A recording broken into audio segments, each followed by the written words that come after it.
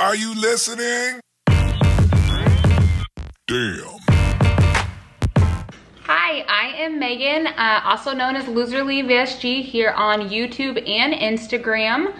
I had VSG surgery in December of 2018. I lost 170 pounds and that left me with some loose skin. So I just had skin removal surgery on November 12th, 2020 in Tijuana, Mexico.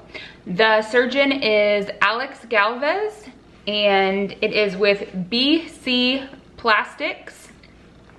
You can also find him on Instagram at Alex Galvez MD. He will post lots of videos, daily videos of surgeries he's doing. And he also has a Facebook support group. I can post a picture of it here. It's in my last video. And my two surgeons were Dr. Galvez and Dr. Sanchez. I had my arms, my belly, my back, and my breast done. And if this is the first video you're seeing, just go back a couple of videos and you can see my entire journey of me going to Mexico, me in Mexico, and then me coming back. So I wanted to do, I was getting a ton of questions on all of my platforms, and a lot of them were the same question. So instead of just answering them over and over and over, I figured I would give you a chance to ask some questions and I would just do a Q&A video, which is this right now. Oh, I am also, a lot of people want to know this. I am 33, I am 5'7", I weigh, the day of skin removal surgery, I weighed 174. My highest weight was like 342 or something like that. And I have not weighed myself since surgery, and I will not weigh myself until a couple months out, I think. Who knows? That's my plan anyways, because there is a lot, even though they took some skin off, they did put implants in, and there's a lot of swelling. This is just how I'm gonna look in most of my videos. This is all I wear right now. My sleeves, my band for my implants, my bra, and my faja. So this is just what I'm gonna look like, and I can't do my hair or makeup, so just bear with me for a while. Okay, so just on the subject of the Instagram real quick, my husband thought it was super important, nobody asked about this, but my husband thought it was super important to let you all know that if you consent to being on their social media, so their Instagram stories, they're gonna show a lot. So if your family and friends are not prepared to see that, don't let them know about his Instagram.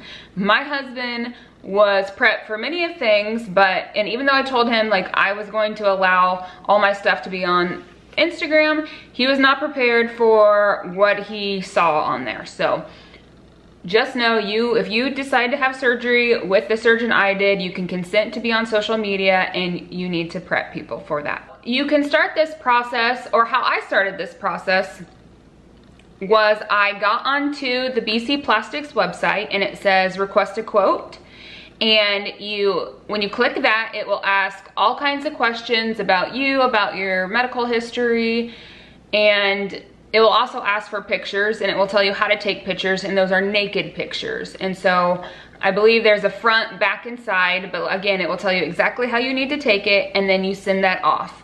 And then mine took 2 months. Some people are quicker, some people are longer. The doctor actually reviews all the quotes or all the requests for quotes that comes in and decides what he thinks you need done and then sends that back to you. So it is really important to be patient.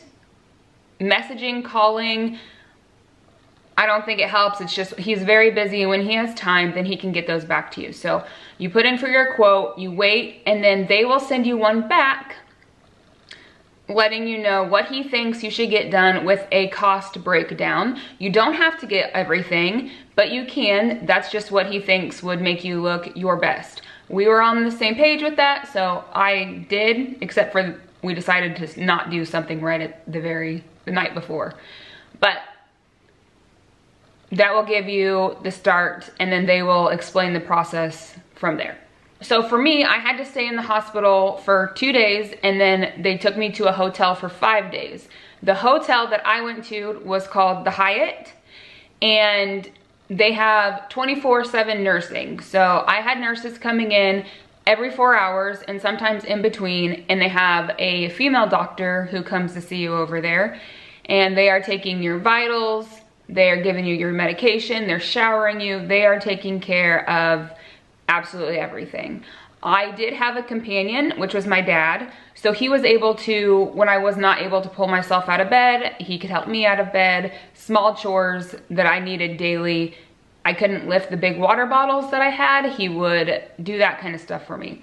If you needed out of bed and the nurse wasn't there, they use Facebook Messenger, so you can just message them.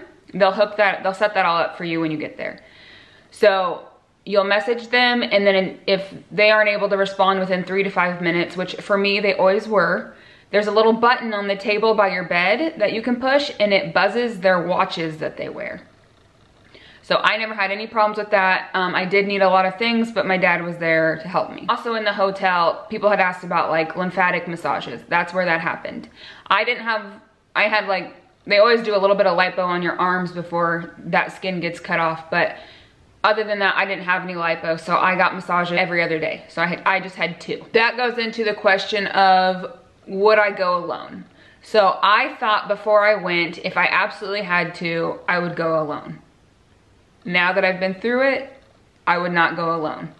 My dad did so much for me, especially in the hospital where the nurses were not as attentive. And even when I asked for things, they didn't do them. My dad was honestly my rock during this whole time. It's really hard, especially with your arms done, to do anything for yourself. So he was brushing my teeth, washing my face. You see, if you've seen the other videos, you've seen everything that he's done because there wasn't a nurse around to do it. So I'm glad I didn't go alone. I know people have done it and it's been fine, but for me, I'm glad I didn't, and I wouldn't recommend it. As far as a language barrier, I think it's best if you do know a little bit of Spanish, and if you have like a translation app, and of course you can always rely on Google. But the doctor, there's no language barrier. He was quoting Anchorman to me, which just happens to be one of my favorite movies, and they speak perfect English. The nurses in the hospital are a little more limited. We still could communicate, but I had to know a few Spanish words where they were like, oh, I get it.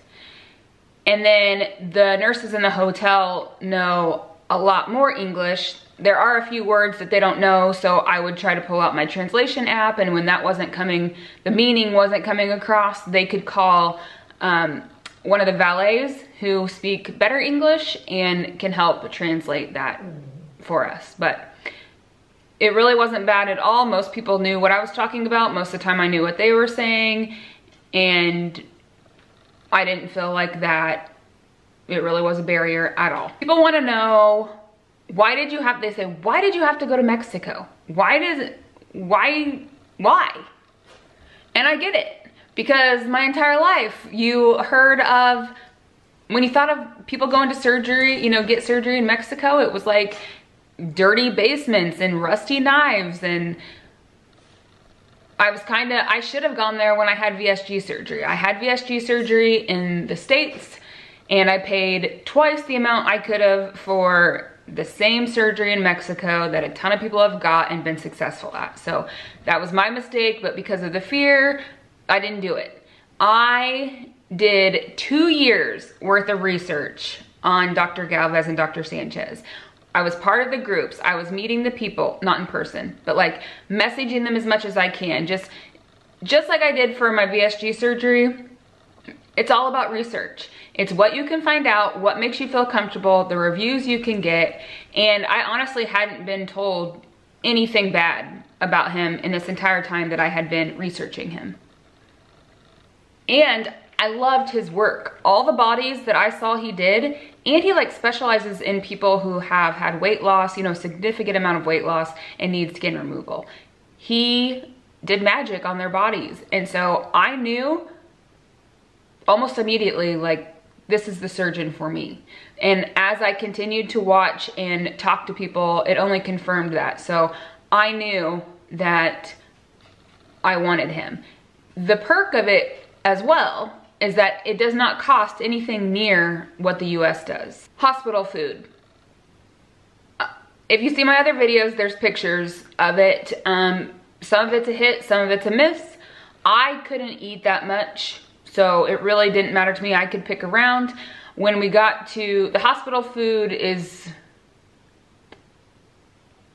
I can't even really remember. They hardly even brought me food when I was in there. I think all I ate in the hospital was like a chicken sandwich, which was pretty good. They always gave me fruit, it was fine. And then one morning I had like eggs and bacon and toast, and I just had a couple bites of all and it was all fine. And I always ate the fruit. So there was no problem with the hospital food. And when you get to the hotel, Dr. Galvez's mom, which they call Mama Galvez, makes all the meals. So I didn't really eat any of those because I am picky when it comes to onions, and there was onions in a lot of the food. So my dad would eat those, and I brought like protein and oatmeal and just tuna, other snacks for me to be able to make meals out of. I did eat the hotel breakfast and I didn't really like it. They had an assortment, but just, I couldn't eat much, and I was on so many pills and I wasn't really hungry for a couple of days, so it really didn't bother me. I had so many snacks that I brought that even if I didn't like something, then I had a backup. Traveling during COVID. So no, it's not ideal. In any other circumstance, I would not be traveling during this pandemic, but I booked this in November 2019. The pandemic hadn't hit us. It really wasn't bad, and it wasn't scary once I got into it. So you of course had to wear your mask. On the planes, nobody could sit in the middle seat unless it was like your family. So since it was just me and Dad, he always sat on the outside. I sat by the window. Nobody was beside us. And the planes, if they could normally hold like 175, they would just have like 100 people on them. So it was way less than normal. The airport didn't have as many people as it, you know, usually does. I made sure not to sit really near anybody. I had wheelchair access, so really my dad could wheel me anywhere and we could sit anywhere. We sat on the floor a couple times before I had before I had surgery, just so we weren't even breathing anybody else's air.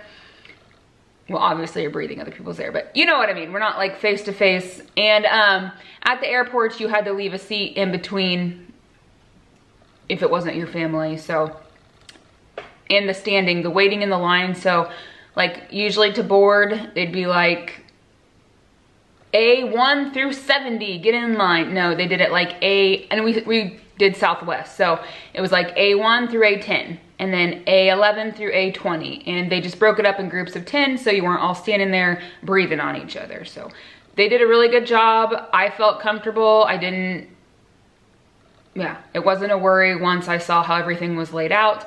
And we've been back now for a couple days. No signs of anything. So I think it went well. All right, so payment and prices. So when you go to book your date, you have to pay a deposit. At the time of my deposit, it was $1,000. Prior to that, it had been $500, so it got raised to $1,000. I don't know if it's raised again, so I'm only able to tell you what my prices were in 2019. So I had to pay a $1,000 wire transfer deposit into their account, and then I was able to book my date. I did not have to pay any more money until the night before surgery. And we decided to pay in cash, but you can also do wire transfers if you want to. You'll just have to talk about that when it comes time, but also know when you get there, if anything else comes up, if you want other procedures, or say you have to have a blood transfusion, you obviously aren't gonna have that much cash on you, so they do accept like credit cards, and if you want to buy things there, they do accept cash, credit, debit, all of that. But Yeah, it's not like, oh, you have to have this payment before this. It's you pay the deposit and then you pay the rest the night before surgery. I waited a whole year for me to save. I was at my goal, not goal weight, but I was at my weight that I felt good at in November 2019. I decided to wait a whole year so I could save money, and I maintained that weight until I went, and it allowed me to have the money I needed. I had also been asked about why insurance won't pay for it, and for skin removal, to my knowledge, I can only speak on what I know, you have to have an extreme amount of skin, like hanging down to your knees, causing rashes, causing medical issues for it to even be considered. And even if it did get considered, you may be able to get the tummy tuck, but you're not gonna get the muscle repair and all of that to make it look how you want it to look.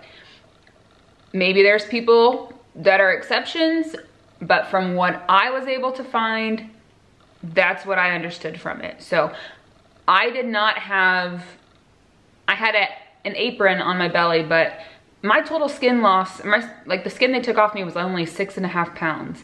That, number one, I'm proud of that because it shows like all of that really was loose skin. Like it wasn't fat. But it also was not gonna be anything to qualify me in the US to get skin removal paid for. This was purely cosmetic, plastic surgery. So that's why. I can't say this enough times. This is just my quote from 2019 based on my body, my needs. It's not, it can give you an idea, but it's not gonna be exact of what yours is gonna look like. An extended tummy tuck was $2,800. The FDL that I did not end up getting was $1,000. I paid it before surgery and then I got that money back. The brassiere torsoplasty, which is like the skin off my back, then it goes across my bra line, my scar, is $3,700. The extended arm lift, $2,800. The breast lift, $2,900. The breast implants, $650. My bra, like the garment that they gave me, well, this is my bra. They gave me like a tan bra. So it was $60. The breast strap, this white thing here, $30. My faja, which is this down here, was $100. And my sleeves were $60. 2-night hospital stay was $3,200. 5 nights at the hotel was $550. Transportation, which I had to be they had a driver pick me up from the airport, take me to the hotel. One took me from the hospital, I mean. So one picked me up from the airport, took me to the hospital. One took me from the hospital to the hotel, and then I was picked up from the hotel and taken back to the airport. So transportation, which I feel like this one's pretty high, is $110. I had an added COVID protocol fee of $300. And so my remaining total that I had to pay was $17,260. The last question that people had for me was the pain management and the pain level. So I can't, it's not like, so I had heard a ton of people say like, you're not gonna be in a lot of pain. And even the doctor the night before was like, you know, you're not gonna be in pain. It's like discomfort, so I'm laying on my back and there's you know, I was cut across my back. So sometimes that would get uncomfortable laying on. And then there's cuts in my armpits. So as you can imagine, having cuts in your armpits is not comfortable. So it was just like dealing with figuring out how to deal with being uncomfortable. So in some of my videos, I refer to it as pain, but it's really nothing like agonizing pain that you would think it would be with everything I had done. So that's a good surprise. But at the hospital, I had an IV drip for pain medicine. And then when I left the hospital to go to the hotel, I had a pain pump. So needle was inserted up here in my bicep, and then in my little pouch, I just carried around this little ball, like it's called a pain pump. And it lasted 3 days and it felt good. It was like 2 milliliters every hour was released. That's when I felt the best when I got to the hotel, just because it was completely different than the hospital. But then I think that pain pump was really doing wonders because I felt nothing really. And then after the 3 days, they took that out, and then I was offered pain pills. I didn't take them for a couple of days, and then right before I'd go to sleep, I had taken a couple.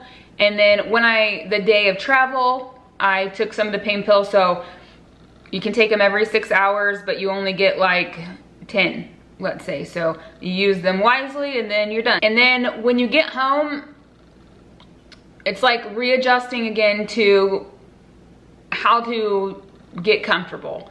You have to stack pillows up for your arms. You have to find something comfortable to lay against you.